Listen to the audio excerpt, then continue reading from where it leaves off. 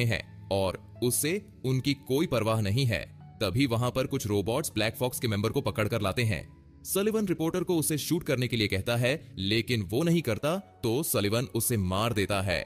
इधर जैंग और बाकी सब इन किडनैपर्स को कन्फ्रंट करते हैं। जब डॉर्थी टॉयलेट जाती है तो वो कहते हैं कि इसका मतलब है कि डॉर्थी भी एक ह्यूमन है। एक लाइट का यूज करके उन सभी पर टैटूज दिखते हैं, जिसका मतलब है कि वो सभी भी ब्लैक फॉक्स के मेंबर हैं। उन्हें बताया जाता है कि ब्लैक फॉक्स कोई टेररिस्ट नहीं है। वो आदमी कहता है कि डॉर्थी एक बीमारी के साथ पैदा हुई थी, उसको ठीक करने के लिए उसके फादर कंग ने उसके अंदर नानोबॉट्स डाले। डॉर्थी की बीमारी सही हो गई, लेकिन साथ साथ उसके अंदर प्लांट्स और ट्रीज उगाने की पावर भी आ गई। इसका मतलब है कि वो अर्थ को हील कर सकती है और उन्हें सलिवन के मास प्रोजेक्ट की जरूरत नहीं पड़ेगी। जब सलिवन को इस बारे में पता चला तो उसने डॉर्थी को मारने के लिए भेजा। सारे साइंटिस्ट्स मारे गए, लेकिन डॉर्थी को मारा नहीं जा सकता क्योंकि एक नैनोबॉट को खत्म करने के लिए हाइड्रोजन बॉम्ब का यूज करना पड़ेगा। ऐसा बॉम्ब उन्हें फैक्ट्री के एंटी ग्रेविटी सिस्टम में मिल सकता है, इसलिए उसका प्लान है कि वो डॉर्थी को उसके अंदर बंद करके उसे अर्थ में क्रैश करे, जिससे डॉर्थी भी खत्म हो जाए और न्यूक्लियर एक्सप्लोजन की वजह से अर्थ भी खत्म हो जाए। तभी बाहर लोगों के मरने की आवाजें आती है। रोबोट्स सभी ह्यूमंस को मारने लगते हैं। ब्लैक फॉक्स पीछे के दरवाजे से बाहर निकल जाते हैं और जैंग और पूरा क्रू कर्मचारी है, इसलिए उन्हें छोड़ दिया जाता है। टेहो डॉर्थी को छुपकर एक जगह से ले जाता है, लेकिन तभी डॉर्थी चीख देती है और रोबोट्स उन्हें शूट करते हैं। उन्हें डिस्ट्रैक्ट करने के लिए जैंग विक्ट्री को स्टार्ट करती है और टेहो ब्रिज से भागता हुआ शिप में चढ़ जाता है। उनका शिप वहां से निकल जाता है, लेकिन एक मिसाइल उनके काफी क्लोज फटती है, जिससे वो लोग नैनोबॉट्स के अंदर पहुंच जाते हैं। नैनोबॉट्स पूरे शिप पर चिपक जाती है, लेकिन डॉर्थी अपनी पावर से उन्हें हटा देती है और वो लोग दूसरी तरफ पहुंच जाते हैं। डॉर्थी बेहोश हो जाती है और टाइगर देखता है हार्ट बीट नहीं कर रहा। वो उसे सीपीआर देता है, लेकिन कुछ नहीं होता। तभी डॉर्थी फाट करती है और उठ जाती है। इसके बाद सलिवन जैंग और उसके क्रू की फाइल देखता है।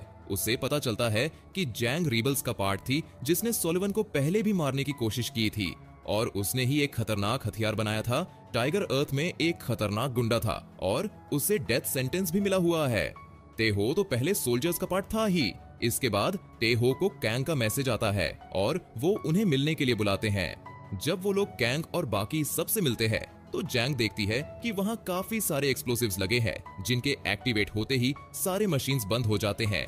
तभी वहां पर रोबोट्स आकर कैंग और सारे ब्लैक फॉक्सेस को मार देते हैं। जैंग का क्रू उनसे लड़ भी नहीं पाता। सुलिवन जैंग और उनके साथियों को छोड़ देता है और उन्हें पैसे भी देता है। वो अपने लोगों को डॉर्थी को फैक्ट्री में ले जाने को कहता है। उनके जाने के बाद टाइगर और बाकी सब पैसे लेने से मना कर देते हैं और डॉर्थी को बचाने के लिए रेडी होते हैं, लेकिन तेओ पैसे लेकर अपनी बेटी को ढूंढने का डिसाइड करता है। वो अथॉरिटीज के पास जाता है, जहां उसे अपनी बेटी की पुरानी चीजें मिलती है, जिसमें उसे एक लेटर भी मिलता है। वो रोने लगता है और वापस अपने ग्रुप के पास जाता है। डॉर्थी को हाइड्रोजन बॉम्ब में बांध दिया जाता है। टेहो शिप उड़ाता है और उसके पीछे आने वाले सारे एनिमीज को जैंग मारती है। बब्स भी उसकी हेल्प करता है। वो लोग जल्दी से फैक्ट्री के अंदर पहुंच जाते हैं, जहां उन्हें डॉर्थी मिलती है। जैंग देखती है कि बॉम्ब फैक्ट्री के अंदर ही है। उन्हें उसे हैक करना होगा और डॉर्थी को उससे काफी दूर ले जाना होगा, जिससे उसके नैनोबॉट्स बचे रहे। तभी वहां पर एक रोबोट आ जाता है जो टेहो और जैंग को आसानी से मार देता है। बब्स भी उसके सामने टिक नहीं पाता, लेकिन टाइगर उससे काफी देर तक लड़ता है और आखिर में अपने कुल्हाड़ी से उसे खत्म कर देता है। इसके बाद वो लोग वहां से निकलते हैं और बाकी स्वीपर से कम्युनिकेट करके उन्हें सुलिवन का प्लान बताते हैं। उनके पीछे कई सारे रोबोट्स आते हैं। जैसे ही वो फैक्ट्री से बाहर निकलते हैं, वहां ढेर सारी स्वीपर्स उनकी हेल्प करने को खड़े थे। वो सभी रोबोट्स को मारते हैं, जिससे टेहो और उसका क्रू इजीली डॉर्थी को सेफ दूर लेकर जा रहे थे। उन्हें फैक्ट्री से बहुत दूर जाना था। तभी सलिवन की असलियत, जो कि बब्स ने रिकॉर्ड की थी, न्यूज पर चलाई जाती है, जिससे सभी लोगों को उसके असली चेहरे का पता चल जाता है। सलिवन गुस्से में उन्हें मारने के लिए अपनी शिप में निकलता है। पहले तो वो उसे शूट करते हैं, लेकिन तभी जंग एक भारी टावर के नीचे दब जाती है और बब्स के भी 2 टुकड़े हो जाते हैं।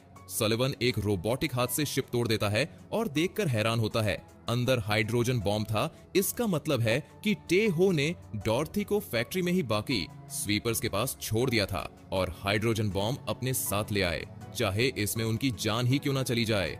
तभी बहुत बड़ा धमाका होता है, जिसे सारे स्वीपर्स देख रहे थे।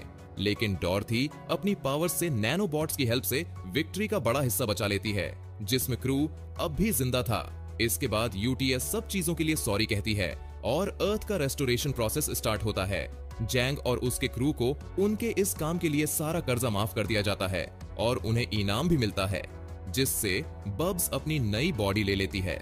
डोरोथी को सर्च सेंटर ले जाया जाता है, जहां वो टे हो की बेटी का डीएनए ढूंढती है और उसकी बेटी का प्रोजेक्शन दिखता है, जिससे टे हो मिलता है और फाइनल गुड बाय बोलता है। इसके बाद वो सभी डॉर्थी को अडॉप्ट कर लेते हैं और हैप्पी फैमिली की तरह रहते हैं। इसी के साथ ये मूवी यही खत्म हो जाती है। आपको ये मूवी कैसी लगी कमेंट जरूर करें और अगर हमारा एक्सप्लेनेशन पसंद आया हो तो इस वीडियो को एक लाइक जरूर करें।